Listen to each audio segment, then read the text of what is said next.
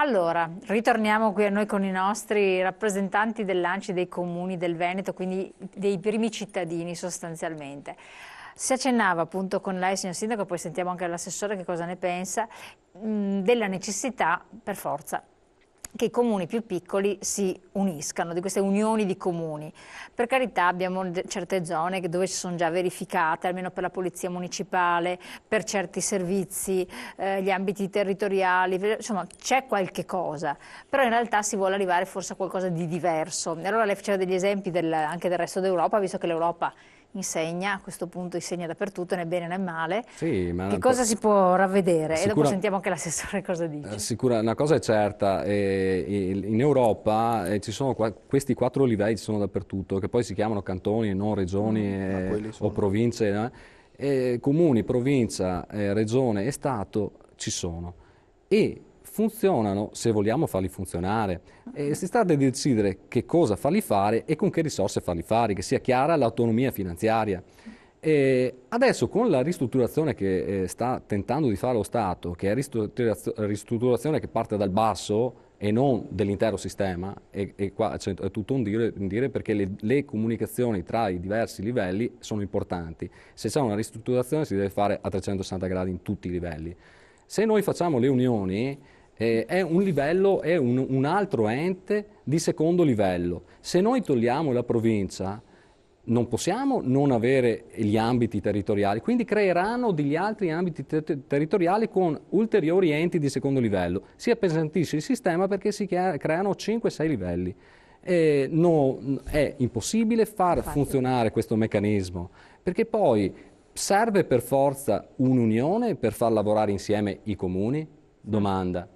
E per far lavorare insieme i comuni l'importante è la comunicazione. L'importante è avere i programmi informatici uguali, i regolamenti uguali, ma serve un'unione, serve un ente con un direttore, con un presidente e con ulteriori costi. No, non servono. Chi può farli? La provincia. Esatto, e le province però sono messe un attimo in una fase di bilico, forse si salvano, sembra notizia di quest'oggi, però forse anche no. Quindi anche questo è abbastanza... Se facessero quella scelta lì sarebbe un ulteriore problema. Infatti, cosa ne dice lei? Abbiamo letto anche dei messaggi sono arrivati, sostanzialmente i cittadini dicono aumentano sempre di più le tasse anche per quel che riguarda negli ambiti comunali, servizi sempre più scarsi, addirittura nessun servizio, se non c'è nessun servizio non si dovrebbero pagare nessuna tassa. E il ragionamento fila perché effettivamente uno non può arrivare a pagare più della metà in tasse se poi non ottiene quello che gli serve. Certo, ma io ho l'esperienza del mio comune, noi siamo in unione per alcuni servizi e vi posso garantire che le criticità e i problemi insomma, derivanti dalle funzioni in unione, è inutile nasconderlo, ci sono.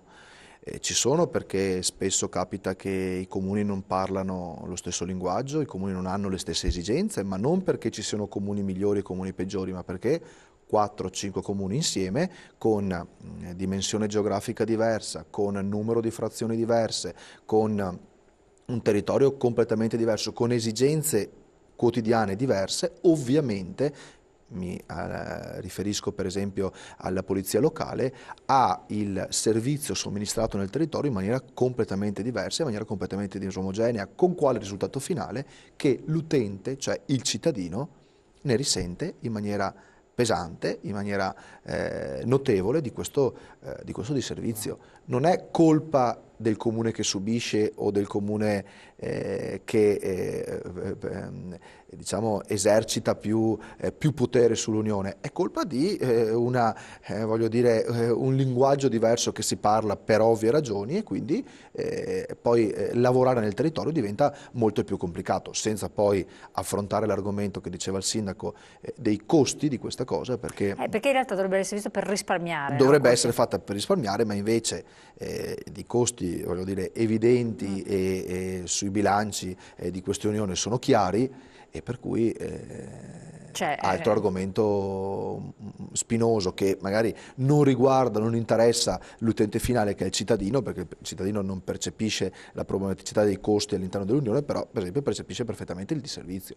E quindi... Ecco, e tra l'altro anche meno personale che in qualche modo può dedicarsi a determinate cose, no? Quindi anche c'è questo, voi che lo vedete dal di dentro, che cosa la vedete? Ma che così come sono i comuni, se gli si dà l'autonomia finanziaria possono funzionare. Hanno bisogno soltanto di iniziare a creare gli stessi regolamenti, veramente di fare le cose insieme, perché si può risparmiare molto, perché se noi compriamo i programmi informatici, ognuno per conto nostro, spendiamo 15.000 euro a comune. Quindi questo qua ci siamo. Se li prendiamo insieme possiamo spendere molto meno. Ma cosa deve restare distinto allora? Che cosa deve mantenere la sua individualità?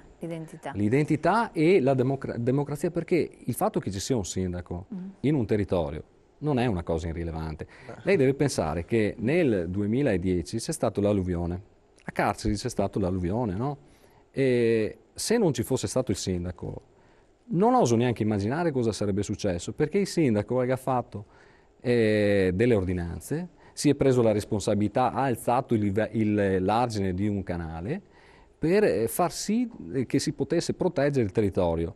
Mentre se non ci fosse stata un'amministrazione sarebbe stato molto difficile gestire il territorio, perché poi le periferie si sa benissimo che fine fanno.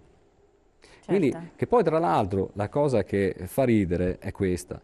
Si dice alla gente, perché un po' in modo demagogico, si dice guarda, non serve tenere piccoli comuni perché i comuni piccoli costano molto, perché comunque pagate più tasse. Non è assolutamente vero. Se voi andate a confrontare i comuni grossi con i comuni piccoli, nei comuni grossi si paga l'addizionale IRPEF quasi tutti a 0,8, si paga l'IMU molto più alta. Quindi non è assolutamente vero, costano di più i comuni grossi. La risposta di qualche anche perché poi tra l'altro, io continuo a ripeterlo perché sono fatti scandalosi, i dirigenti dei comuni grossi prendono tanti soldi, attenzione, cioè sono cifre che insomma, e continuiamo ho capito, sono stabiliti per legge questi premi di produttività che sono degli smacchi ai poveri cittadini. Guardate, ogni volta che vengono pubblicati sui giornali. Gli stipendi da 150.000 euro a 100.000 euro. Il sindaco sono sicuro che mi darà ragione, il lavoro da fare nel comune piccolo e nel comune grande è sempre lo stesso, soltanto che è da fare, è più numeroso, che ci sono più cittadini, ma voglio dire, il PAT lo deve fare la città di Padova, lo deve fare anche il comune di Carcere, lo deve fare il comune di Campodoro, quindi voglio dire, il lavoro da fare per il comune è sempre lo stesso. Stiamo parlando di un comune che ha 2.800 abitanti e ha 9 dipendenti. Di questi 9 dipendenti, uno è operatore fuori nel territorio, per cui noi abbiamo gli uffici che funzionano con 8 dipendenti. Per 2.800 abitanti? Quindi la domanda è perché fanno questo? Esatto, infatti era quello che ve la rigiro nuovamente. Perché poi e 8 dipendenti riescono a fare funzionare l'efficienza del comune in maniera, adesso non vorrei essere, però le garantisco che in maniera molto buona, il lavoro va avanti perfettamente, non ci sono lacune, non ci sono molti altri uffici, molti altri enti. Se andiamo a Roma, dentro ai ministeri, penso che le proporzioni siano infinitamente più grandi, no? Assolutamente, scandalosamente più grandi. E allora perché? Io ho un mio pensiero. La politica oggi, specialmente a Roma, non ha potere. E la burocrazia, e quindi i dirigenti romani, che sono migliaia e che prendono anche 1 milione di euro, più di migliaia. Si sono resi conto, e lo sanno benissimo, che se arriva il cambiamento arriva dal basso. Allora il sistema qual è? Distruggere il territorio, distruggere gli enti minori. Frantumarli perché dividi ed impera, no? Sì. E quindi questa è una bellissima soluzione. Distruggiamo il territorio, mettiamoli in difficoltà in modo che siano piegati su se stessi, che non possono mettersi d'accordo e chiedere quello che devono chiedere. Perché poi il costo dei comuni in Italia è un 8,5%, circa 73 milioni, 72 miliardi di euro, che è minore rispetto al costo degli interessi del debito pubblico. Sì, che allora andiamo a curare il male dov'è, non distruggiamo il territorio. Infatti. Debito pubblico che intanto agli occhi di tutti, dell'Europa in modo particolare, che ogni volta ci fa penare, sta aumentando e poco ci vuole che il dito venga puntato anche contro i piccoli comuni, perché non viene da ridere, ma di fatto è così, no? È già stato fatto nei confronti delle province, anche delle regioni, lo sappiamo perché col governo Monti è stata puntata l'attenzione deliberatamente nei confronti delle regioni.